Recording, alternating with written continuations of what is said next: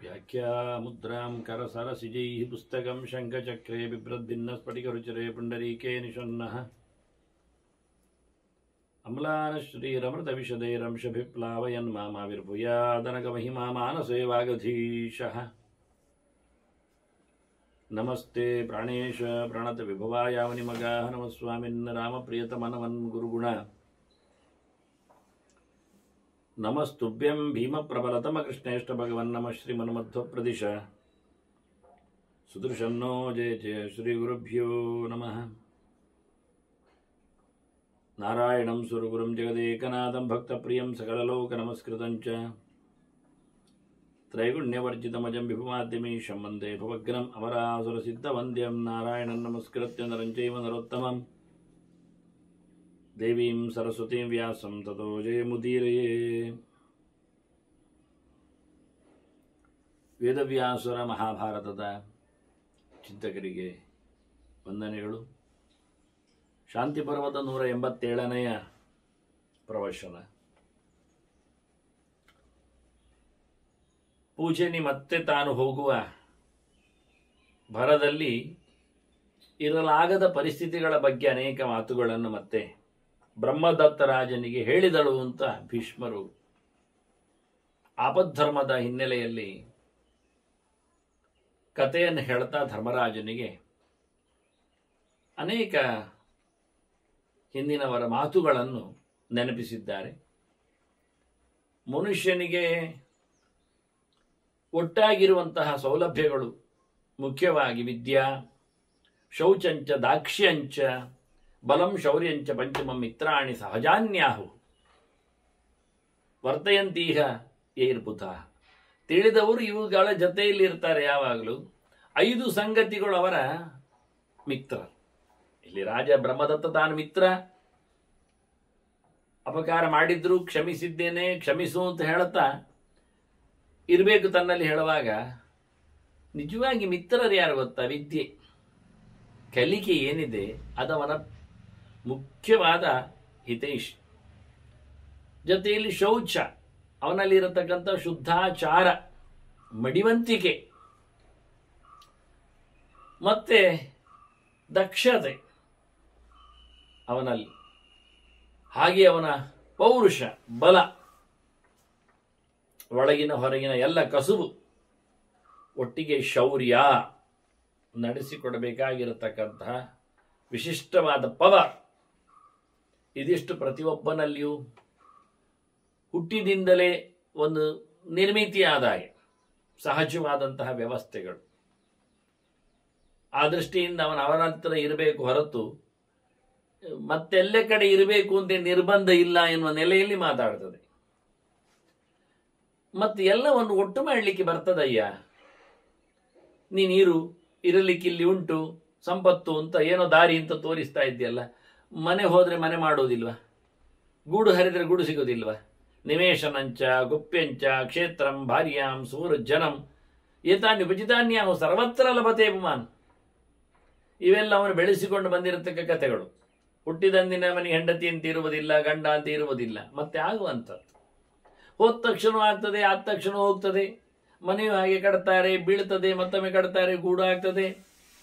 ದವಸ ಧಾನ್ಯಗಳು, ಹೊರಗಿನ ಸೊತ್ತುಗಳು, ಇವುಗಳು ಹಾಗೆ ಬೇಕಾದಾಗ ಒಟ್ಟಾಗ್ತದೆ. ಒಟ್ಟಾಗುವುದು ತಿನ್ನಲಿಕ್ಕೆ, ಖಾಲಿ ಆದಾಗ ಒಟ್ಟು ಮಾಡ್ತಾರೆ. ಎಲ್ಲ ಹಾಗೆ ಹಾಗೆ ಮನೆ, ಮಂದಿರ, ಮಠ, ಆಸ್ತಿ ಪಾಸ್ತಿ, ಗದ್ದೆ, ಭೂಮಿ, ಕೃಷಿ, ತೋಟ ಇವೆಲ್ಲ ವಿಸ್ತಾರಗೊಳ್ತದೆ. ಸಂಕೋಚ ಆಗ್ತದೆ, ಬೇಡ ಆದ್ರೆ ಬಿಡ್ತಾನೆ. ಹಾಗೆ ಫ್ರೆಂಡ್ಸ್ಗಳು ಹಾಗೆ, ಮಿತ್ರರು ಹಾಗೆ. ಕಾಲದಲ್ಲಿ ಕೆಲಸದಲ್ಲಿ ಮಿತ್ರರಾಗ್ತಾರೆ, ಕೆಲಸ ಮುಗಿದ ನಂತರ ದೂರ ಆಗ್ತಾರೆ. ದೇಶದಲ್ಲಿದ್ದಾಗ ಮಿತ್ರರಾಗ್ತಾರೆ, ಊರು ಬಿಟ್ಟಾಗ ಮರೆತು ಹೋಗ್ತಾರೆ. ಆದ್ರಿಂದ ಎಲ್ಲರಿಗೂ ಎಲ್ಲವೂ ಸಿಗುವಂಥದ್ದು ಇದು ದೊಡ್ಡ ಸಂಗತಿ ಅಲ್ಲ. ಸರ್ವತ್ರ ರಮತೆ ಪ್ರಾಜ್ಞ ಸರ್ವತ್ರ ವಿರೋಚತೆ. ಬುದ್ಧಿಮಂತ ಎಲ್ಲ ಕಡೆಯಲ್ಲೂ ಗಮ್ಮತ್ತಲ್ಲಿ ಇರ್ತಾನೆ. ಅವನಿಗೆ ಶತ್ರು ದೇಶ ಆದ್ರೆ, ಮಿತ್ರ ದೇಶ ಆದ್ರೆ, ಮತ್ತೆ ಒಂದೇ ಕಡೆ ಇರಬೇಕು ನಿಯಮ ಏನು? ಹೋದಲ್ಲಿ ಸಂತೋಷ ಪಡ್ತಾನೆ. ನಾವು ಹೋದಲ್ಲಿ ಸಂಭ್ರಮಿಸಬೇಕೇ ಹೊರತು ಇದೇನು ಹೇಳ್ತಾರೆ, ಪಾಪಿ ಮುಳುಗಿದಲ್ಲಿ ನೀರಿಲ್ಲ ಹೇಳಿಕೊಂಡ ಹಾಗೆ, ಸೊಂಟದವರೆಗೆ ಅಂತ ಹೇಳಿದಾಗ, ಕಾಲ್ಗಂಟಿನವರೆಗೆ ಅಂತ ಹೇಳಿದ ಹಾಗೆ ನಮ್ಮ ಹಣೆ ಬರಹದಲ್ಲಿ ಹೋದಲ್ಲಿ ಹಾಳಾಗ್ತದೆ ಹೊರತು, ಹಾಳಿರ್ತದೆ ಹೊರತು, ನಾವು ಇಲ್ಲಿ ಸರಿ ಇಲ್ಲ ಅಂತ ಅಲ್ಲಿ ಹೋಗ್ತೇವೆ ಅಂದರೆ ಅಲ್ಲಿಯೂ ಹಾಳೆ ಆಗುದು, ಒಳ್ಳೆದಾಗುದಿಲ್ಲ. ನಾನು ಎಷ್ಟೋ ಜನರಲ್ಲಿ ನೋಡಿದ್ದೇನೆ, ದುಡ್ಡೊಂದಿಷ್ಟು ಅವರಲ್ಲಿ ಇರ್ಲಿಕ್ಕೆ ಹೋಗಿ ಅದನ್ನು ಯಾವುದೋ ಒಂದು ಕಡೆ ಹೂಡಿಕೆ ಮಾಡುತ್ತಾರೆ, ಅವರಿಟ್ಟಲ್ಲಿ ಅದು ಮುಳುಗ್ತದೆ. ಆ ನಮನಿ ಅದು ಪಾಪಿ ದುಡ್ಡುಗಳಿದ್ದಾಗೆ. ಯಾರದ್ದೋ ತಲೆ ಒಡೆದೋ ಯಾರದ್ದೋ ಬಲಾತ್ಕಾರಿ ಮಾಡಿ ಪಡೆದ ಬಡ್ಡಿ ಬಾಪ್ತುಗಳೆಲ್ಲ ಇನ್ನೊಂದು ಕಡೆ ಇಡ್ಲಿಕ್ಕೆ ಹೋದ್ರೆ ಹೀಗೆ ಆಗೋದುಂಟು. ಅದನ್ನು ಬಹಳ ಚೆನ್ನಾಗಿ ಹೇಳ್ತಾರೆ, ನ ವಿಭೀಷಯತೆ ಕಂಚಿತ್ ಭೀಷಿತೋ ನ ಬಿಭೇತಿಷ. ಇವನಿಂದಾಗಿ ಯಾರಿಗೂ ತೊಂದರೆ ಇಲ್ಲ, ಇವನು ಯಾರಿಗೂ ಹೆದರುವುದಿಲ್ಲ. ಹೀಗಾಗಿ ಬುದ್ಧಿವಂತ ಆರಾಮವಾಗಿ ಎಲ್ಲೆಡೆ ಇರ್ತಾನೆ. ನನಗಿಲ್ಲಿರುವುದು ಅಂದರೆ ನನಗೆ ಹೆದರಿಕೆ. ನೀನು ಹೆದರಿಸುವುದಿಲ್ಲ ಇರ್ಬೋದು, ಆದರೆ ನಿನ್ನನ್ನು ನೋಡಿ ನನಗೆ ಹೆದರಿಕೆ ಆಗ್ತದೆ. ನಿನಗೆ ಹೆದರಿಸಬಾರ್ದು ಅಂತೇನಿಲ್ಲ, ನಿನ್ನ ಮಗನ ನೋಡುವಾಗ ನೀನು ಹೆದರಿಸ್ಬೋದು. Possible is that. ಈ ನೆಲೆಯಲ್ಲಿ ಹಕ್ಕಿ ಹೇಳುತ್ತದೆ, ಎಲ್ಲಿ ಹೋದರೂ ಬುದ್ಧಿಮಂತನಿಗೆ ಎಲ್ಲಿ ಹೋದರೂ ಗಮತಿರ್ತದೆ, ದಡ್ಡನಿಗೆ ಎಲ್ಲಿ ಹೋದರೂ ಬೇಜಾರೇ ಇರ್ತದೆ. ಆದರೆ ನಾವು ಮಾಡಿಕೊಂಡೇಬೇಕು ಹೊರತು ಮತ್ತೇನಲ್ಲ. ನಿತ್ಯಂ ಬುದ್ಧಿಮತೋ ಅಪ್ಯರ್ಥ ಸ್ವಲ್ಪ ಕೋಪಿ ವಿವರದತೆ. ಒಳ್ಳೆ ಬುದ್ಧಿಮಂತ ಅಂತ ಅಂದರೆ ಎಷ್ಟು ಕಮ್ಮಿ ಅವನಲ್ಲಿ ಬಂಡವಾಳ ಇದ್ರೂ ಅದು ಬೆಳೀತದೆ. ಯಾಕೆ ಅವನು ಬುದ್ಧಿಮಂತ, ಹಾಳು ಮಾಡೋದಿಲ್ಲ, ವಿನಾಶ ಆಗುವುದಿಲ್ಲ. ಅದು ನಾನು ಇಲ್ಲಿದ್ದುಕೊಂಡೇ ನಾನು ಮೆರಿಬೇಕು ಅಂತೇನಿಲ್ಲ. ಒಮ್ಮೆ ನನ್ನ ಜಾಣತನದಲ್ಲಿ ನಾನು ಎಂಥ ವಿಷಮ ಜಾಗದಲ್ಲಿದ್ದರೂ ನಾನು ನನ್ನದು ಬದುಕಲಿಕ್ಕೆ ಮಾಡಿಕೊಳ್ಳಲಿಕ್ಕೆ ಬರ್ತದೆ. ನೀ ಇಲ್ಲಿರಬೇಕು ಅಂತ ಹೇಳಿದ್ದು, ಇಲ್ಲಿ ಸಂಪತ್ತಿದೆ ಅಂತ ಹೇಳುವಂಥದ್ದು. ಜಾಣನಿಗೆ ಚೂರು ದುಡ್ಡಿದ್ರೂ ಸಾಕಾಗತ್ತೆ, ನೆಮ್ಮದಿಯನ್ನು ಕಾಣುತ್ತಾನೆ, ಬೆಳೆಸ್ತಾನೆ, ವ್ಯಸನಗಳಿಗೆ ಹಾಳು ಮಾಡುವುದಿಲ್ಲ. ಅದೇ ದಡ್ಡನಾದವ ಎಷ್ಟಿದ್ರೂ ಹಾಳು ಮಾಡಿಕೊಳ್ತಾನೆ, ಅವನು ಎಷ್ಟಿದ್ರೂ ಬೆಳೆಯುವುದಿಲ್ಲ. ಆದ್ದರಿಂದ ನಿಜವಾಗಿ ದಾಕ್ಷೇಣ ಕುರ್ವತಾಂಕರಮ ಸಂಯಮಾತ್ ಪ್ರತಿಷ್ಠತೆ. ಒಬ್ಬ ಒಳ್ಳೆ ದಕ್ಷತನದಿಂದ, ಬುದ್ಧಿಮಂತಿಕೆಯಿಂದ, ನಿಗ್ರಹದಲ್ಲಿ ಒಳ್ಳೆಯದನ್ನು ಮಾಡಿಕೊಳ್ಬೇಕೆನ್ನತಕ್ಕಂಥ ಹಠದ ನೆಲೆಯಲ್ಲಿ ತಪ್ಪು ಮಾಡಲಿಕ್ಕೆ ನಮ್ಮಲ್ಲಿ ಬೇಕಾದಷ್ಟು ಕವಲುಗಳಿವೆ, ದಾರಿಗಳಿವೆ, ಜನಗಳಿವೆ, ವ್ಯವಸ್ಥೆಗಳಿವೆ, ಪರಿಸರಗಳಿವೆ. ಅದರದನ್ನೆಲ್ಲ ಕಟ್ಟಿಯಾಗಿಕೊಂಡು ಆಗುವುದಿಲ್ಲ, ಆಗಬಾರದು ಅಂತ ಹಾಕಿಕೊಂಡವ ಖಂಡಿತವಾಗಿಯೂ ಎಲ್ಲದರಲ್ಲಿ ಒಳ್ಳೆಯ ರೀತಿಯಲ್ಲಿ ಪ್ರತಿಷ್ಠಿತನಾಗ್ತಾನೆ, ಬೆಳೀತಾನೆ. ಅದು ನನಗೆ ಇರಲಾಗಿ ನೀನಿರಬೇಕು ಅಂತ ಹೇಳಬೇಕಾಗಿಲ್ಲ. ಇರುವುದೆನ್ನುವುದು ಅವನ ನಸೀಬ್, ಅವನ ಸಾಮರ್ಥ್ಯ. ಹಾಗಾಗಿ ಪ್ರತಿಯೊಂದು ಅವನು ತಾನು ಮಾಡಿಕೊಳ್ಳಲಿಕ್ಕೆ ಉಂಟು ಅಂತ ಬಹಳ ಚೆನ್ನಾಗಿ ಹಠ ಮಾಡುತ್ತದೆ ಹಕ್ಕಿ, ಹಾರಿ ಹೋಗಬೇಕು ಅಂತ. ಆದರೆ ಹೇಳಿ ಹೋಗಬೇಕು ಅಂತ ಅದರಲ್ಲೊಂದು ತುಂಬುದ ಭರವಸೆ. ಹಾಗಾಗಿ ಅವನ ಮಾತಿಗೆಲ್ಲ ಉತ್ತರ ಕೊಡುತ್ತಾ, ಅವನನ್ನು ಸಮಾಧಾನ ಪಡಿಸ್ತಾ, ಅವನ ಯೋಚನೆಗಳಿಗೆಲ್ಲ ತನ್ನ ಯೋಚನೆಗಳನ್ನು ಸಮೀಕರಿಸ್ತಾ, ಗೃಹ ಸ್ನೇಹಾವಬದ್ಧಾನಾಂ ನರಾಣಾಂ ಅಲ್ಪಚೇತಸಾಂ ಕುಸ್ತ್ರೀ ಕಾದತಿ ಮಾಂಸಾನಿ ಮಾಘಮ ಮಾಘವ ಮಾಘಮ ಸೇಗವಾಮಿವ. ಬಹಳ ಚಂದವಾದ ಒಂದು ಶ್ಲೋಕ ಇದು. ಮಾಘಮಾಸೇ ಗವಾಮಿವ ಅಂತ, ಮಾಘಮಾಸೇ ಗವಾಮಿವ ಹೇಳುವಾಗ ಮಾಘ ಮಾಸದಲ್ಲಿ ಈ ದನಗಳ ಪರಿಸ್ಥಿತಿಯಂತೆ ಅಂತ ಏನೋ ಒಂದು ಬಗೆ ಗವಾಮ್ ಇವ ಗೋವುಗಳಂತೆ ಅಂತ ಹಾಕ್ತಾ, ಮಾಘ ಮಾಸದಲ್ಲಿ ಗೋವುಗಳಂತೆ ಅಂತ. ಯಾರಿಗೂ ಅರ್ಥ ಆಗುದಿಲ್ಲ ಮಾಘ ಮಾಸದಲ್ಲಿ ಗೋವುಗಳಂತೆ ಅಂತ. ಅಲ್ಲ, ನೀವು ಮೊದಲು ಪೂರ್ವಾರ್ಧಗಳನ್ನೆಲ್ಲ ಚಿಂತನೆಯಲ್ಲಿ ತನ್ನಿ, ಮತ್ತೆ ಉದಾಹರಣೆ ಅರ್ಥ ನೋಡುವ ಅಂದ್ರೆ ಸರ್ ಹೇಳಿದರೆ, ಗೃಹ ಸ್ನೇಹಾವಬದ್ಧಾನ, ಮನೆ ಮಾಳ್ತೆ, ಮನೆ ಮಂದಿ ಇದರಲ್ಲೇ ಮುಳುಗಿದ್ದವನು ನರಾಣ. ಯಾಕೆ ಕೇಳಿದರೆ ಅಲ್ಪಚೇತಸ, ಅವನ ಮಂಡೆ ಸರಿ ಗಟ್ಟಿಲ್ಲ, ಹೆಚ್ಚು ತಿಳ್ಕೊಂಡಿಲ್ಲ, ದಡ್ಡನಿದ್ದಾನೆ. ಹಾಗಾಗಿ ಬುದ್ಧಿಮಂತಿಗೆ ಇಲ್ಲದ, ತಲೆ ಖರ್ಚು ಮಾಡದ, ಉಪಯೋಗಿಲ್ಲದ ಜನರು ಮನೆ ಮಂದಿ ಹೇಳಿಕೊಂಡು ತಮ್ಮ ಭಾರಿ ವಿಶ್ವಾಸದಲ್ಲಿ ಬಿದ್ದುಕೊಂಡಿದ್ದರೆ ಇದ್ದವನಿಗೆ ಏನಾಗ್ತದೆ, ಕುಸ್ತ್ರೀ ಕಾದತಿ ಮಾಂಸಾನಿ, ಕಿತ್ತು ತಿಂತಾಳೆ ಅಲ್ಲಿನ ಹೆಣ್ಮಗಳು, ಅಲ್ಲ ಹೆಂಡತಿ ಅಂತ ಅರ್ಥ. ಮನೆ ಮಂದಿ ಅಂತ ಹೇಳಿಕೊಂಡು ಭಾರೀ ತಲೆ ಖರ್ಚು ಮಾಡಿಕೊಂಡು ಬಿದ್ದುಕೊಂಡ ಮನುಷ್ಯನಿಗೆ ಅವನ ಹೆಂಡತಿಯೇ ನುಂಗಿ ಹಾಕ್ತಾಳೆ, ಮಾಂಸ ತಿಂತಾಳೆ ಅವನದ್ದು ಅಂತ ಹೇಳಿಕೊಂಡಾಗಿ ಮಾತಾಡಿದ್ದಾರೆ. ಹೇಗೆ ಕೇಳಿದರೆ ಮಾಘ ಮಾಸೆ ಗವಾಮಿಮ ಅಂತ, ಮಾಘ ಮಾಸದಲ್ಲಿ ದನಗಳಂತೆ, ಎಂತ ಅರ್ಥ ಆಗುವುದಿಲ್ಲ ಯಾರಿಗೆ. ಅದನ್ನು ಓದುವಾಗ ಹಾಗೆ ಓದಬಾರ್ದು. ಮತ್ತೆ ಮಾಘಮ ಸೇ ಗವಾಮಿಮ ಅಂತ ಓದ್ಬೇಕು. ಮಾಘಮ ಅಂದ್ರೆ ಮಾಘಮ ಕರ್ಕಟಿ ಪ್ರೋಕ್ತ ಅಂತ, ಸೇಗವ ತಸ್ಯ ಸಂತತಿ ಅಂತ. ಮಾಘಮ ಅಂದ್ರೆ ಕರ್ಕಟಿ. ಕರ್ಕಟಿ ಅಂದರೆ ಏಡಿ, ಹೆಣ್ಣು ಏಡಿ, ಜಂಜಿ ಅಂತಾರಲ್ಲ, ಇರಲಿ. 4ನೆಯ ರಾಶಿಯ ಸಿಂಬಾಲಿಕ್, ಪ್ರಾತಿನಿಧಿಕವಾದ ಸಂಗತಿ.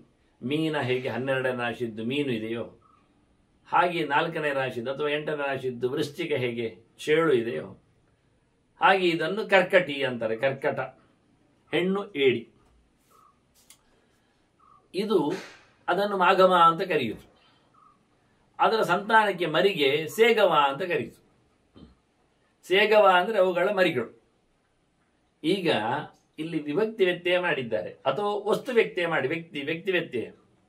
ಮಾಘಮ ಸೇಗವಾಂ ಇವ ಅಂದರೆ ಕರ್ಕಟಿಯು ಮರಿಯನ್ನು ಅಂತೆ ಅಂತ, ಮರಿಯನ್ನು ಅಂತೆ ಎಂತ. ಇಲ್ಲಿ ಹೇಗೆ ಮನೆ ಮಂದಿ ಅಂತ ಹೇಳಿಕೊಂಡು ಮುಗಿದು ಬಿದ್ದವನನ್ನು ಕೆಟ್ಟವಳು ನುಂಗಿ ಹಾಕ್ತಾಳೋ, ತಿಂದು ಬಿಡುತ್ತಾಳೋ ಎನ್ನುವ ದೃಷ್ಟಾಂತ ಎನ್ನುವ ವಿಷಯ ಉಂಟೋ ಅದಕ್ಕೆ ಅನುಗುಣವಾಗಿ ದೃಷ್ಟಾಂತ ಮಾಘವ ಸೇಗವಾಮಿಮ ಅಂತ. ಹೆಣ್ಣು ಏಡಿಯು ತನ್ನ ಮರಿಯನ್ನು ತಿಂದು ಬಿಡುವಂತೆ ಅಂತ ಆಯ್ತು. ಇದು ಶಾಬ್ದಿಕವಾದ ನೋಡುವ ಅರ್ಥ. ಇಲ್ಲಿ ಏನಾಗಿದೆ ಅಂದರೆ ವ್ಯಕ್ತಿ ವ್ಯತ್ಯಾಸ ಆಗಿದೆ. ವ್ಯತ್ಯಾಸ ಪ್ರಾತಿಲೋಮ್ಯಂಚ ಗೋಮೂತ್ರಿ ಪ್ರಗಸಸ್ತತ ಅಂತ ಗೆರೆಗಳಿರಲಾಗಿ ತಿರುಗಿಸಿ ಹೇಳಿದ್ದು. ತಿರುಗಿಸಿ ಏನು ಹೇಳಿದಂದರೆ ಮರಿಗಳು ತಾಯಿ ಏಡಿಯನ್ನು ತಿಂದಂತೆ ಅಂತ ಅರ್ಥ ಇದೆ. ಆಚೀಚೆ ಆಗಬೇಕು. ಅದನ್ನ ಮಾಘವಾಂ ಸೇಗವಾಯಿವ ಆಗಬೇಕು. ಹೀಗೆ ತಿದ್ದಿಕೊಂಡು ಪಾಠ ಮಾಡಿದವರಿದ್ದಾರೆ. ಶ್ಲೋಕವನ್ನು ತಿದ್ದುವುದರಲ್ಲಿ ಅರ್ಥ ಇಲ್ಲ. ತಿದ್ದಿದರೆ ಮಾಘವ ಸೇಗವಾಮಿವ ಎನ್ನತಕ್ಕಂಥ ಒಂದು ವಿಚಿತ್ರವಾದಂತಹ ಕಲ್ಪನೆ ಕಾಣುವುದಿಲ್ಲ. ಅರ್ಥ ಮಾಡಿಕೊಳ್ಳಿಕ್ಕೆ ಕ್ಲಿಷ್ಟ ಆಗುವುದಿಲ್ಲ. ನೇರ ಸ್ಪಷ್ಟವಾಗಿ ಶಬ್ದಗಳನ್ನು ಬಿಡಿಸಿ ಹೇಳಿದು ಅರ್ಥ ಆಗ್ತದೆ. ಅದರಿಂದ ಡಬಲ್ ಮೀನಿಂಗ್ ಬರಬೇಕು, ಶ್ಲೇಷ ಕಾಣಬೇಕು, ತಪ್ಪಾಗಿ ನಮ್ಮನ್ನು ತಿಳಿಸಬೇಕು ಅನ್ನುವ ನೆಲೆಯಲ್ಲಿ ವ್ಯತ್ಯಾಸ ಮಾಡಿ ಹೇಳಿದ್ದಾರೆ. ವ್ಯಕ್ತಿ ವ್ಯತ್ಯಾಸ, ಯಾರು ಯಾರನ್ನು ತಿನ್ನುವುದು ಅಂತ. ಇದು ವಿಷಯ ದೊಡ್ಡ ಸಂಗತಿ ಅಲ್ಲ. ವ್ಯತ್ಯಾಸ, ಪುರುಷ ವ್ಯತ್ಯಾಸ ಮಾಡಿ ಹೇಳುವಂಥದ್ದು ಬೇಕಾದಷ್ಟು ಕಡೆಯಲ್ಲಿ ಉಂಟು. ಅಲ್ಲಿ ಏನಾಯಿತು ಅಂದರೆ ಸೋತದ್ದು ಯಾರು ಅಂತ 2 ಪಕ್ಷ ಮಾಡಿಕೊಂಡಾಗ ಕೃಷ್ಣ ಸೋತದ್ದ ಅಥವಾ ಬಲರಾಮನ ಪಕ್ಷ ಶ್ರೀರಾಮನ ಇದ್ದ ಸೋತದ್ದ ಅಂತ. ಯಾರು ಒಬ್ಬ ಸೋತವರು ಗೆದ್ದವರನ್ನು ಹೊತ್ಕೊಂಡು ಹೋಗ್ಬೇಕು ಅಂತ ಅರ್ಥ ಅಲ್ಲಿದ್ದ ಮರದವರೆಗೆ. ಅದೇನಾಯಿತು ಅಲ್ಲಿ ಹೇಳುವಾಗ ಕೃಷ್ಣನು ಸುಧಾಮನನ್ನು ಎತ್ತಿಕೊಂಡು ಶ್ರೀರಾಮನನ್ನು ಎತ್ತಿಕೊಂಡು ಹೋದ ಅಂತ ಗ್ಯಾರಂಟಿ. ಉವಾಹ ಕೃಷ್ಣ ಶ್ರೀರಾಮಾನಂ ಅಂತ. ಅದಾಗಲಲ್ಲ, ಹಾಗೆ ಆಗಲಿಲ್ಲ. ಶ್ರೀರಾಮ ಕೃಷ್ಣನನ್ನು ಉವಾಹ ಹೊತ್ತೊತ್ತು. ಕೃಷ್ಣ ಅವನನ್ನು ಹೊತ್ಕೊಂಡಿಲ್ಲ, ಅವನು ಕೃಷ್ಣನ ಹೊತ್ಕೊಂಡ. ಇದು ಯಾಕೆ ವ್ಯತ್ಯಾಸ ಮಾಡಿ ಹೇಳಿದ್ರೆ ಪುರುಷ ವ್ಯತ್ಯಾಸ ಮಾಡಿ ಹೇಳ್ತಾರೆ. ಮಹಾಭಾರತ ಯುದ್ಧದಲ್ಲಿ ಹೆಚ್ಚು ಜನರನ್ನು ಕೊಂದದ್ದು ಯಾರು ಕೇಳಿದರೆ ಅದು ಅರ್ಜುನ ಅಂತ ಹೇಳ್ತಾರೆ. ಅರ್ಜುನ ಅಲ್ಲ, ಭೀಮಸೇನ ಕೊಂದ. ಆದರೆ ಕ್ರೆಡಿಟ್ ಹೇಳಿಬಿಡುದು ಆಗಲಿ ಅಂತ ಹೇಳಿಕೊಂಡು. ಅದು ವ್ಯತ್ಯಾಸ, ಪುರುಷ ವ್ಯತ್ಯಾಸ. ಇಂಥ ವ್ಯತ್ಯಾಸಗಳು ಬೇಕಾದಷ್ಟು, ಕಾಲ ವ್ಯತ್ಯಾಸ, ದೇಶ ವ್ಯತ್ಯಾಸ. ನಡೆದದ್ದು ವಾರಾಣಸಿಯಲ್ಲಿ ಕೆಲಸಗಳು ಏನೋ, ಆದರೆ ಹೇಳುವುದು ರಾಮೇಶ್ವರದಲ್ಲಿ ಮಾಡಿದೆ ಅಂತ. ರಾಮೇಶ್ವರ ಎಲ್ಲಿ, ಕಾಶಿಯಲ್ಲಿ.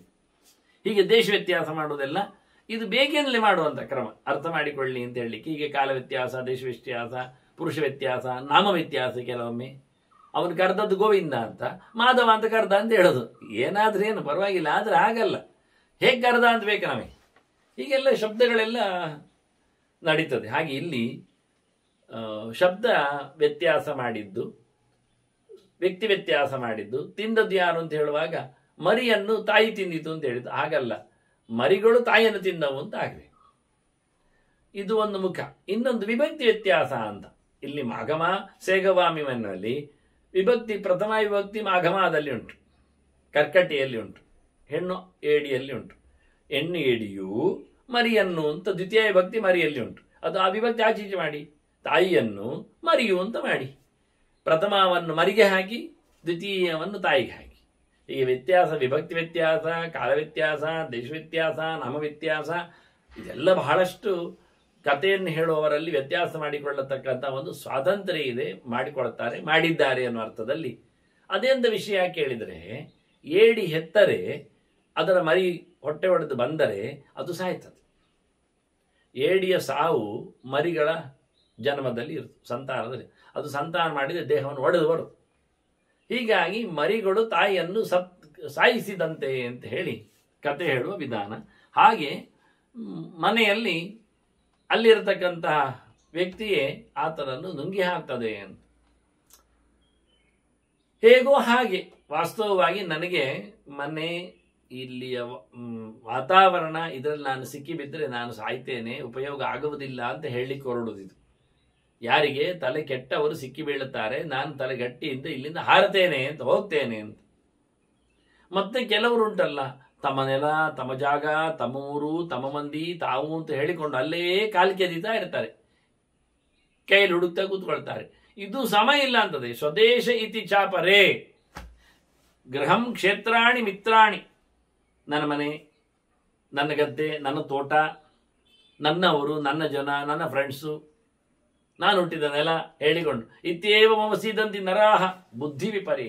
ಅವರಿಗೆ ತಲೆ ಕೆಟ್ಟಿದೆ. ಅವರು ಹುಟ್ಟಿದ ತಕ್ಷಣ ಅಲ್ಲೇ ಇರಬೇಕು ಅಂದೇನು?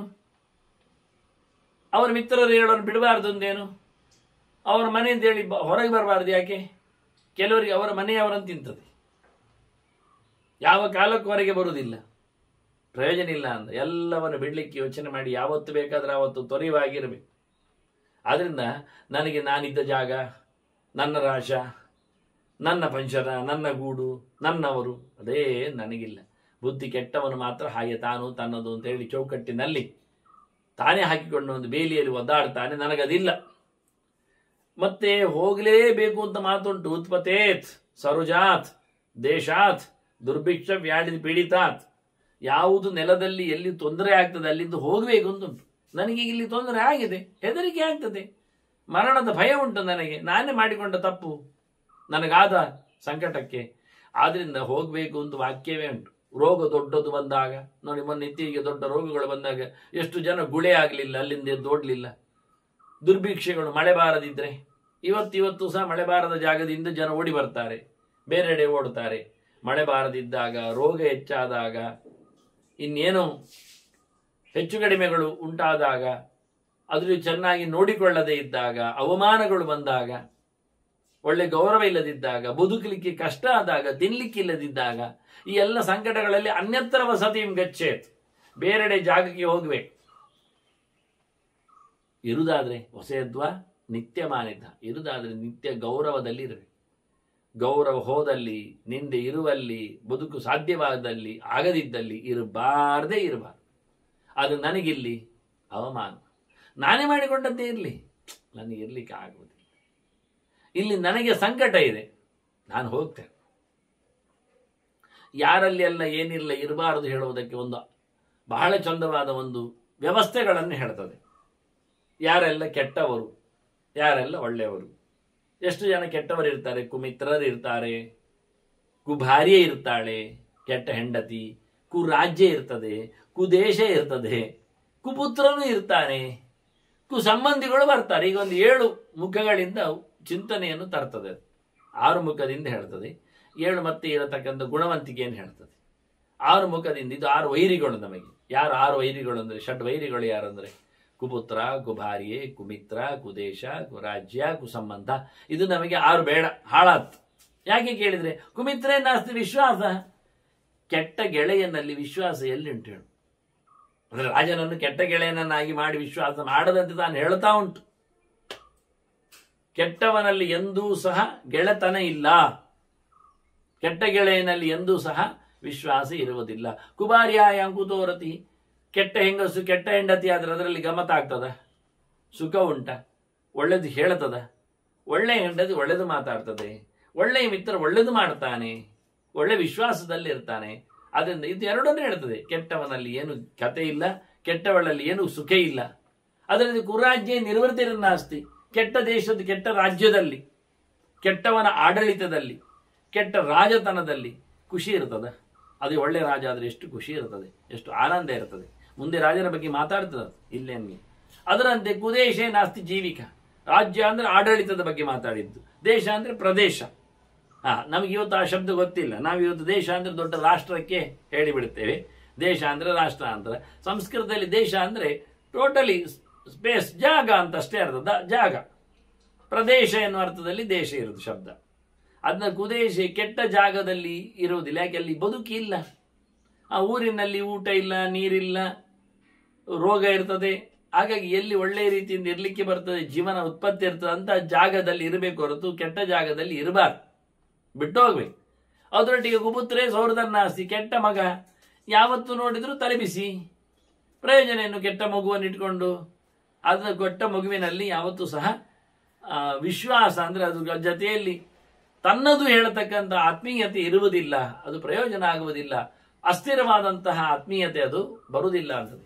ಅವಮಾನ ಕುಸಂಬಂಧೆ, ಸಂಬಂಧಿಗಳಲ್ಲಿಯೂ ಇವನಿಗೆ ಇಷ್ಟ ಆಗುವುದಿಲ್ಲ. ಹಾಳಾದ ಸಂಬಂಧಿಗಳಿದ್ದಾರೆ, ಅವರಲ್ಲಿ ಅವಮಾನ ಆಗ್ತದೆ. ಯಾವಾಗ? ಭವತಿ ಅರ್ಥವೇ ಪರಿಯೇ, ದುಡ್ಡು ಕಡಿಮೆ ಆದಾಗ ಬೈಲಿಕ್ಕೆ ಶುರು ಮಾಡ್ತಾರೆ, ನಿಂದೆ ಮಾಡ್ತಾರೆ. ಬಡವನನ್ನು ಭಾರಿ ಬಡಿತಾರೆ, ಶ್ರೀಮಂತ ಅಂದ್ರೆ ಭಾರಿ ಹಚ್ಕೊಡ್ತಾರೆ. ಅದರಿಂದ ಸಂಬಂಧಿಗಳಲ್ಲಿ ಯಾವತ್ತೂ ಸಹ ಒಳ್ಳೆಯವರನ್ನು ನಾವು ಒಳ್ಳೆತನವನ್ನು ಒಳ್ಳೆಯವರನ್ನು ನಿರೀಕ್ಷೆ ಮಾಡಿ ಸಂಬಂಧವನ್ನು ಇಡ್ಲಿಕ್ಕೆ ಆಗುವುದಿಲ್ಲ.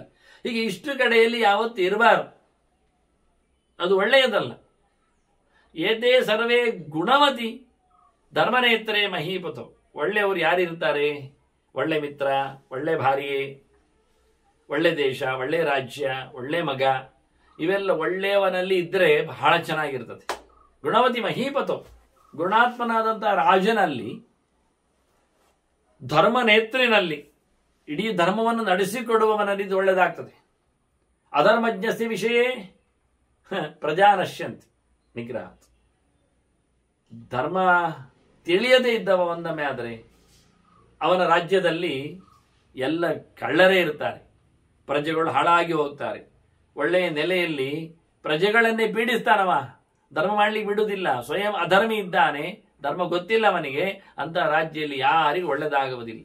ಯಾಕೆಂದ್ರೆ ಎಲ್ಲ ನಡಿಬೇಕಾದ ರಾಜನೇ ಮೂಲ ಅಲ್ವಾ? ರಾಜಾ ಮೂಲಂ ತ್ರಿವರ್ಗಸ್ಯ ಎಂದು ಹೇಳಿದೆ. ಧರ್ಮಾರ್ಥ ಕಾಮಗಳಿಗೆ ರಾಜನೇ ಪ್ರಧಾನ. ಅವನು ಹೇಗೆ?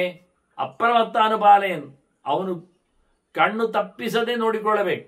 ಎಚ್ಚರಗೇಡಿ ಆಗದೆ ಪ್ರಜೆಗಳನ್ನು ನೋಡಿಕೊಂಡ್ರೆ ಧರ್ಮದ ಪ್ರತಿಷ್ಠೆ ಆಗ್ತದೆ, ಸಂಪತ್ತು ಬೆಳೀತದೆ, ಎಲ್ಲರ ಬಯಕೆಗಳು ಈಡೇರ್ತದೆ, ಒಳ್ಳೆಯ ಯೋಚನೆಗಳು ಸಂಕಲ್ಪಗಳು ಕೆಲಸ ಮಾಡುತ್ತವೆ, ಒಳ್ಳೆಯ ರೀತಿಯಿಂದ ಸಂತಾನದ ಪ್ರಜೆಗಳ ಸೃಷ್ಟಿ, ಧೀಮಂತವಾದ ಬೆಳಕು ಎಲ್ಲ ಬರ್ತದೆ. ರಾಜನಿಗೆ ಈ ರೀತಿಯಾಗಿ ನೋಡಿಕೊಳ್ಳಿಕ್ಕೆ ಬೇಕಾದ ಪ್ರಜೆಗಳಿಂದ ಸಂಪತ್ತನ್ನು ಪಡೆಯುವಂಥದ್ದು. ಇದು ಒಳ್ಳೆಯ ರಾಜನ ಬಗ್ಗೆ ಮಾತಾಡಿದ್ದಕ್ಕೆ ಹೇಳ್ತಾ ಬಂದದ್ದು. ಬಲ್ಲಿ ಷಡ್ಭಾಗ ಮುದ್ರತ್ಯ ಫಲಂ ಸಮುಪಯೋಜೆ. ಪ್ರಜೆಗಳ ಸಂಪತ್ತಿನಲ್ಲಿ 6ನೇ 1 ಟ್ಯಾಕ್ಸ್ ರಾಜನಿಗೆ ಪಡಿಲಿಕ್ಕೆ ಅದು ವ್ಯವಸ್ಥೆ ಉಂಟು. ಹಾಳಾದಾಗ ಇಲ್ಲ, ಪ್ರಕೃತಿ ವಿಕೋಪ ಆದಾಗ ಇಲ್ಲ, ಪ್ರಾಣಿಗಳಿಂದ ನಷ್ಟ ಆದರೆ ಎಲ್ಲ ಕೇಳಲಿಕ್ಕುಂಟು. ಎಲ್ಲ ಹೇಳಿಕೊಂಡು ಅವನಿಗೆ ಸಿಕ್ಕಿರುತ್ತೆ, ಕೈಯಲ್ಲಿ ಸಿಕ್ಕಿರತಕ್ಕ ಸೊತ್ತಿನಲ್ಲಿ 6ನೇ 1 ರಾಜನಿಗೆ, ಅದು ಅವನಿಗೆ ತಿನ್ಲಿಕ್ಕಲ್ಲ, ಅದನ್ನು ಉಪಯೋಗಿಸಲಿಕ್ಕೆ ಪ್ರಜೆಗಳಿಗೆ. ಪ್ರಜೆಗಳ ಮಾಸು ಯೂಸಿಗೆ ಹೇಗೆ ಉಪಯೋಗಕ್ಕೆ ಬರ್ತದೆ ನೋಡಿಕೊಂಡು ಪ್ರತಿಯೊಬ್ಬರಲ್ಲಿ ಸಂಪಾದನೆ ಮಾಡಿಕೊಂಡದ್ದರಲ್ಲಿ 6ನೇ 1 ರಾಜ ಪಡಿಲಿಕ್ಕೆ ಉಂಟು. ನರಕ್ಷತಿ ಪ್ರಜಾ ಸಮ್ಯಕ್ ಯಸ ಪಾರ್ಥಿವ ತಸ್ಕರ. ಇಷ್ಟನ್ನು ಮಾಡಿಕೊಂಡವ ಚೆನ್ನಾಗಿ ಪ್ರಜೆಗಳನ್ನು ನೋಡದಿದ್ರೆ ಅವ ರಾಜ ಕಳ್ಳ. ನೋಡಿ, ಕಳ್ಳರಲ್ಲಿ ರಾಜ, ರಾಜ ಕಳ್ಳ. ಅವ ರಾಜ, ಅವ ಕಳ್ಳರಾಜ, ಒಳ್ಳೆಯವಲ್ಲ. ಅದನ್ನ ಪ್ರಜೆಗಳ ಸಂಪತ್ತನ್ನು ಪಡೆದು ಪ್ರಜೆಗಳಿಗೆ ಹಂಚುವ ನೆಲೆಯಲ್ಲಿ ರಾಜ ತನ್ನನ್ನು ನೋಡಿಕೊಳ್ಳಲಿಕ್ಕೆ ಉಂಟು ಅಂತ ಬಹಳ ಚೆನ್ನಾಗಿ ಹೇಳ್ತದೆ. ಎಲ್ಲಿಯಾದರೂ ರಾಜನಾದವ ಪ್ರಜೆಗಳಿಗೆ ಇಂಬು ಕೊಡ್ತೇನೆ, ಒಳ್ಳೇದು ಮಾಡ್ತೇನೆ ಅಂತ ಆಶ್ವಾಸನೆ ಕೊಟ್ಟುಕೊಂಡು ಮಾಡದೇ ಹೋದ್ರೆ, ಅವನ ಪ್ರಮಾಣನಾಗದೇ ಇದ್ರೆ ಹಾಳಾಗಿ ಹೋಗ್ತಾನೆ.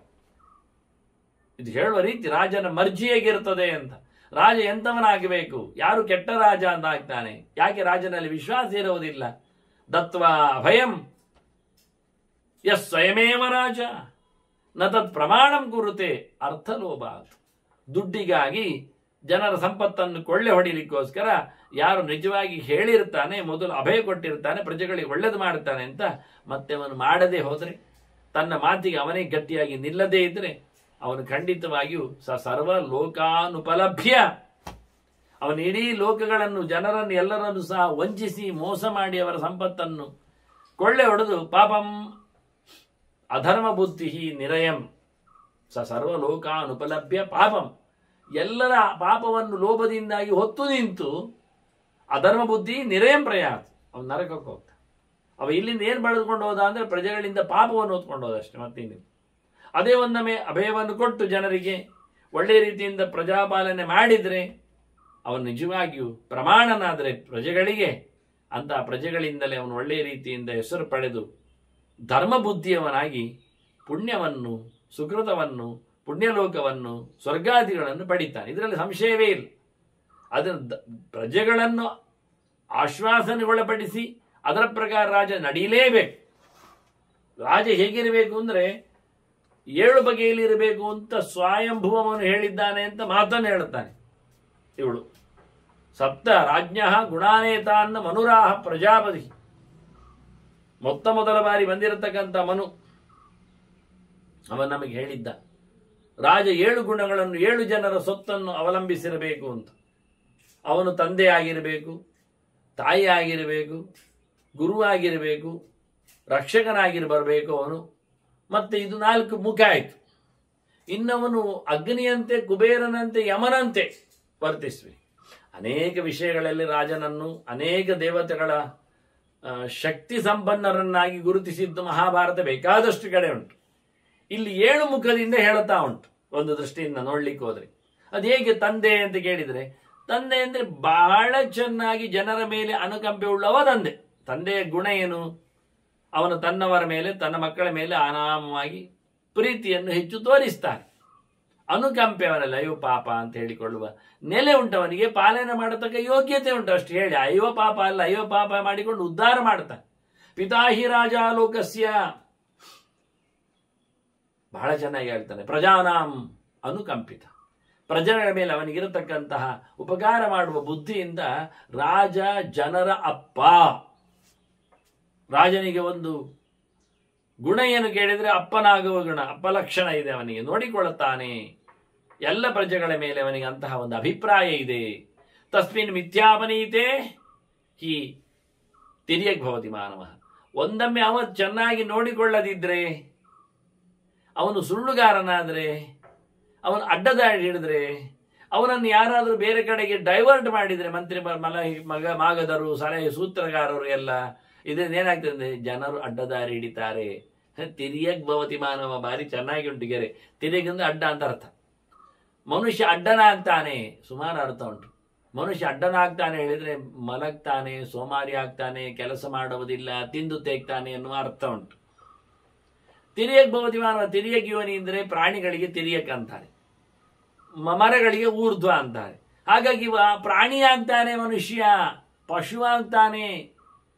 ಯಾರ್ಯಾರ ಮೇಲೂ ಯಾಕೆ ಯಾವುದೇ ರೀತಿಯಾದ ಅಂಕೆಗಳು ಒಂದು ರೀತಿ ಅಂಕೆ, ಯಾರ ಅಂಕೆಗೂ ಯಾರು ಸುಪರ್ದಿಗೂ ಸಿಗದೆ ಸ್ವೇಚ್ಛಾಚಾರಿಯಾಗಿ ಕ್ರೂರ ಮೃಗಗಳಂತೆ ವರ್ತಿಸ್ತಾರೆ. ಇದು ಇನ್ನೊಂದು ಅರ್ಥ.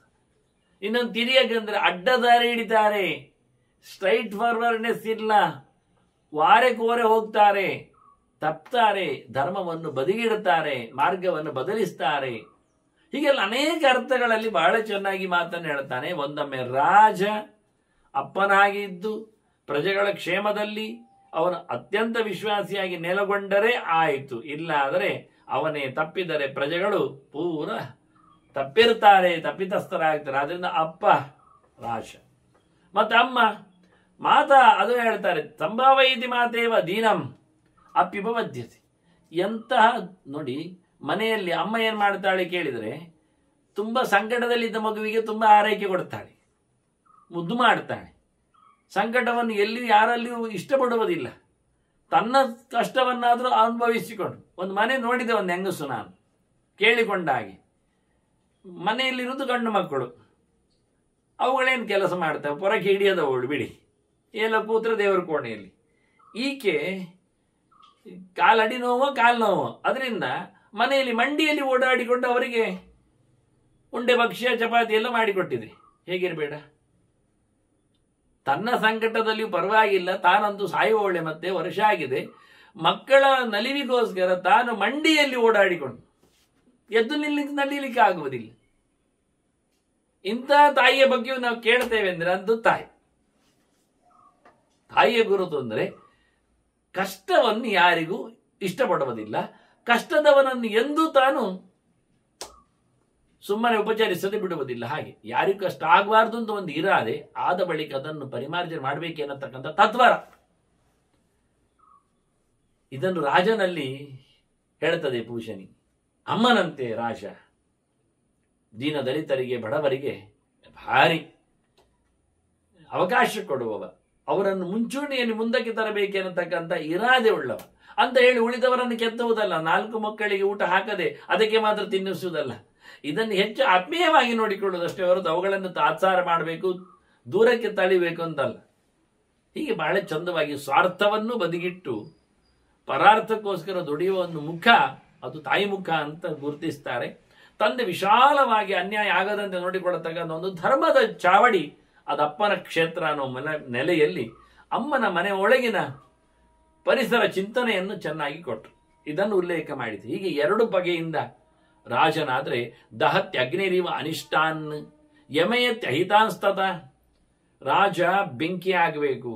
ಯಾಕೆ? ಅವನು ಸುಟ್ಟಾಕಬೇಕು. ಏನನ್ನು? ಹಾಳುಗಳನ್ನು, ಅನಿಷ್ಟಗಳನ್ನು, ಕೆಟ್ಟದವುಗಳನ್ನು ಸುಡುವುದರಿಂದ ಅವನು ವನ್ನಿ, ಅವನ ಅಗ್ನಿದೇವ.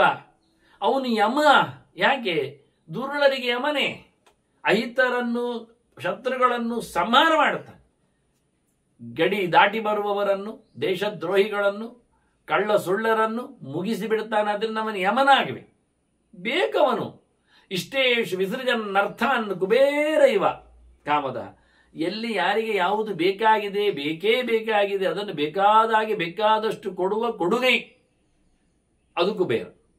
ಹಾಗೆ ರಾಜ ಅವನು ಧನವಂತನೇ. ಯಾರಿಗೆ ಎಲ್ಲಿ ಏನಾಗಬೇಕಿದೆ, ಎಲ್ಲಿ ಈ ಬಾರಿ ಮಳೆ ಇಲ್ಲ, ಬರ ಬಂದಿದೆ, ಎಲ್ಲಿ ಬೆಳೆ ಬೇಕು, ಎಲ್ಲಿ ಊಟ ಇರಬೇಕು, ಎಲ್ಲಿ ನೀರಿನ ಕೊರತೆ ಇದೆ, ಎಲ್ಲಿ ಗಾಳಿಯ, ಎಲ್ಲಿ ಮರದ, ಎಲ್ಲಿ ವಸ್ತುವಿನ, ಅದನ್ನೆಲ್ಲ ಸರಿಯಾಗಿ ಮಾಡಿಕೊಡುವವ, ಅವರಿಗೆ ಬೇಕಾದಾಗೆ ಅದನ್ನು ವಿತರಿಸುವವ ಅವ ಕುಬೇರ. ಅವರಾಶ. ಇಷ್ಟರಲ್ಲಿ ಮುಗಿಲಿಲ್ಲ, ಅವನು ಗುರು ಆಗಬೇಕು. ಗುರುಹು ಧರ್ಮೋಪದೇಶೇನ. ನೋಡಿ, ರಾಜನಲ್ಲಿ ನಾವಿವತ್ತು ಹೇಳ್ತೇನೆ, ರಾಜನ ಕಥೆಯೇ ಬೇರೆ, ಧಾರ್ಮಿಕ ಭೂಮಿಕೆಯೇ ಬೇರೆ. ಅರಸೊತ್ತಿಗೆಯಲ್ಲಿ ಪೊಲಿಟಿಕಲ್ ಅಲ್ಲಿ ಧರ್ಮ ಬರಬಾರದು, ರಿಲಿಜಿಯಸ್ಗೆ ಬೆಲೆ ಇಲ್ಲ ಅಂತ ಅವನು ಹೇಳ್ತಾನೆ. ರಾಜನೇ ಗುರು, ಧರ್ಮೋಪದೇಶನೇ. ಏನು ಧರ್ಮದಲ್ಲಿ ರಾಜ? ಇದು ರಾಜ ಒಂದು ಧರ್ಮ ಅಲ್ವಾ? ರಾಜಧರ್ಮ, ಆಡಳಿತೀಯ ಧರ್ಮ ಅಲ್ವಾ? ಅದಕ್ಕೆ ನೀತಿ ನಿಯಮಗಳಿಲ್ವಾ? ರಾಜರು ಸುಳ್ಳು ಹೇಳಬಹುದಾ? ಆಡಳಿತೆಯಲ್ಲಿ ತಪ್ಪು ಮಾಡಬಹುದಾ? ನ್ಯಾಯಾಂಗ ಉಂಟು ಹೇಳಿದ್ರೆ ಆಯ್ತಾ? ಮತ್ತೆ ಅದ್ರ ಮೇಲೆ ಭಾರ ಅಲ್ವ? ಅಂದ ರಾಜನೇ ಗುರುವಾಗಿ ಏನು ಧರ್ಮ, ಪ್ರಜಾಧರ್ಮ ಏನು, ರಾಜಧರ್ಮ ಹೇಗೆ, ಆಡಳಿತ ಕಥೆ ಏನು, ರಾಜನೀತಿ ಹೇಗೆ, ಆಪದ್ಧರ್ಮ, ಇದೆಲ್ಲ ತಿಳಿಸಿಕೊಡಬೇಕು. ಗುರುವಾಗಿ ಧರ್ಮೋಪದೇಶಕನಾಗಬೇಕು. ಮತ್ತೆ ಗೋಪ್ತ ಚ ಪರಿಪಾಲನ, ಚೆನ್ನಾಗಿ ನೋಡಿಕೊಳ್ಬೇಕು. ರಕ್ಷಕ, ಪಾಲಕ, ತಂದೆ ತಾಯಿ, ಬೆಂಕಿ, ಯಮ, ಕುಬೇರ, ರಕ್ಷಕ, ಕೊನೆಗೆ ಗುರುವೂ ಆಗಿ ರಾಜ ಇದ್ರೆ, ಇದು 7 ಮುಖಗಳ ಲಕ್ಷಣವನ್ನು ಸ್ವಯಂಭೂ ಹೇಳಿದಾಗ ರಾಜನಲ್ಲಿ ನಾವು ನೋಡಿದ್ರೆ, ಇಂಥ ಅದ್ಭುತವಾದ ರಾಜ ಒಳ್ಳೆಯ ರಾಜ್ಯವನ್ನು ಮಾಡುತ್ತಾನೆ. ಬಹಳ ಒಳ್ಳೆಯ ರೀತಿಯಲ್ಲಿ ನೋಡ್ತಾನೆ. ಎಸ್ತು ರಾಜ್ಯೇ, ಬಹಳ ಚೆನ್ನ. ಎಸ್ತು ರಂಜಯತೆ ರಾಜ ಪೌರಜಾನಪದಾನ್ ಗುಣೈ. ಇಂತಹ ಒಳ್ಳೆಯ ಗುಣಗಳಿಂದ, ಉತ್ತಮ ಮಟ್ಟದವನ ಬೆಳವಣಿಗೆಗಳಿಂದ, ತಂದೆಯಂತೆ, ತಾಯಿಯಂತೆ, ಗುರುವಿನಂತೆ. ಅಂದ್ರೆ ಸುಮ್ಮನೆ ತಂದೆ ತಾಯಿ ನೋಡಿ, ಅವ್ರು ಹೇಳೋದು, ತಾಯಿ ಅವಳು ಏನು ಕೇಳಿದ್ರೆ ಅವಳು ದಯಾಮಯಳಾಗಿ ತುಂಬ ತಪ್ಪನ್ನು ಒಪ್ಪಿಕೊಳ್ತಾಳೆ ಅಂತ. ತಂದೆ ಕ್ರೂರ ಇದ್ದಾನೆ, ಆದರೆ ಅವನಿಗೆ ಅರ್ಥವೇ ಆಗುವುದಿಲ್ಲ, ಗೊತ್ತೇ ಆಗುವುದಿಲ್ಲ ಅಂತ. ಇದು 2 ಮುಖ. ಇದು ಅಂತರಾಳದ ಕತೆ, ಅದು ಬಹಿರಂಗದ ಜಾತ್ರೆ. ಒಳಗಾದದ್ದು ಅಮ್ಮನಿಗೆ ಗೊತ್ತಿದೆ, ಮುಚ್ಚಾಕ್ತಾಳೆ. ಹೊರಗಾದದ್ದು ಅಪ್ಪನಿಗೆ ಗೊತ್ತಿಲ್ಲ, ಅವನು ಬಿಚ್ಚಿಕೊಡ್ತಾನೆ ಅಂತ. ಇದು 2 ತಪ್ಪೆ ಹೇಳಲಿಕ್ಕೋಸ್ಕರ ತಂದೆಯಂತೆ ತಾಯಿಯಂತೆ ಚೆನ್ನಾಗಿ ಒಳಗೆ ಹೊರಗೆ, ಮನೆಗಿಂತ ಹೊರಗೆಲ್ಲ, ಮನೆ ಚಾವಡಿನ ಶಬ್ದ ಹೇಳಿದೆ ನಾನು. ಆಹಾರದ ವ್ಯವಸ್ಥೆಯಲ್ಲಿ ಅಮ್ಮನ ಕಾಳಜಿ ಇದ್ರೆ ಅದನ್ನು ತಂದಾಕುವುದರಲ್ಲಿ ತಂದೆಯ ಜವಾಬ್ದಾರಿ ಇದೆ. ಈಗ ಇಡೀ ದೇಶವನ್ನು ನೋಡಿಕೊಳ್ಳುವ ತಂದೆ ತಾಯಿಯಂತೆ ರಾಜನನ್ನು ಹೇಳುವ ಮೂಲಕ ಎಷ್ಟು ರಂಜಯತೆ ರಾಜ ಪೌರಜಾನ ಪದಾನ್ನ ಗುಣೈ. ತಂದೆಯ ತಾಯಿಯ ಗುಣಗಳಿಂದಾದ್ರಿಂದ ಪ್ರಜೆಗಳನ್ನು ಮಕ್ಕಳಂತೆ ಅಂತ ಕರೆಯುವುದು. ಈಗ ನಮಗೆ ಇವತ್ತು ಅರ್ಥ ಆದದ್ದಾಗಿ ರಾಜನಿಗೆ ಪ್ರಜೆಗಳು ಮಕ್ಕಳೇ ಹೇಳುವುದುಂಟಲ್ಲ, ಅದು ಯಾಕೆ ಹೇಳಿದ್ರೆ ರಾಜ ತಂದೆ ತಾಯಿ ಆದ್ರಿಂದ. ಅವನು ತಂದೆ ತಾಯಿ ಆಗಿದ್ರೆ ಅವನಿಗೆ ಪ್ರಜೆಗಳು ಮಕ್ಕಳೇ. ಮಕ್ಕಳಂತೆ ಅವನು ಪ್ರೀತಿಸ್ತಾನೆ, ನೋಡಿಕೊಳ್ಳುತ್ತಾನೆ, ಕೇಳಿಕೊಳ್ಳುತ್ತಾನೆ. ಈ ಗುಣವನ್ನು ಬಹಳ ಚೆನ್ನಾಗಿ ಇಂಪ್ಲಿಮೆಂಟ್ ಮಾಡ್ತಾನೆ. ಪ್ರಜೆಗಳಿಗೆ ತಂದೆ ತಾಯಿ ಬೇಕೆ, ಯಾರು? ರಾಜನಿಗೆ. ಇದನ್ನು ಚೆನ್ನಾಗಿ ಹೇಳಿ. ಯಾಕೆ ಅಂತಹ ಪ್ರೀತಿ ವಿಶ್ವಾಸ ಅಂತ ಹೇಳಿ ವಿಪರೀತವಾದಂತಹ ಸಲುಗೆಯಿಂದ, ಪ್ರೀತಿ ವಿಶ್ವಾಸದಿಂದ ಅವರಿಗೇನು ಜ್ಞಾನವೇ ಇಲ್ಲದಂತೆ ದಡ್ಡ ಪ್ರಜೆಗಳಾಗಬಾರದು. ಗುರುಹೂಪದೇಶೇನ, ಅವರಿಗೆ ಒಳ್ಳೆ ಧರ್ಮೋಪದೇಶ ಮಾಡಬೇಕು. ತಪ್ಪು ಪ್ರಜೆಗಳು ತಪ್ಪು ಮಾಡಬಾರದು. ಅಲ್ಲ, ನನಗೆ ಶಿಕ್ಷೆ ಕೊಡಲಿಕ್ಕೆ ಒಂದು ಜಾಗ ಸಿಗ್ತದೆ, ಅವ್ರು ಬೇಕಾಬಿಟ್ಟಿಯಾಗಿರ್ಲಿ ಬಿಡಬಾರದು. ಮತ್ತೆ ನಮಗೆ ನ್ಯಾಯಾಂಗದಲ್ಲಿ ಎಲ್ಲ ದೊಡ್ಡ ದೊಡ್ಡ ಜಡ್ಜಸ್ಗಳೆಲ್ಲ ಇರ್ತಾರೆ, ಅವರಿಗೆಲ್ಲ ಕೆಲಸ ಇಲ್ಲ ಆಗ್ತದೆ, ಅದರಿಂದ ಮಾಡಲಿ ಅವರೆಲ್ಲ, ಅದಾಗಬಾರ್ದು.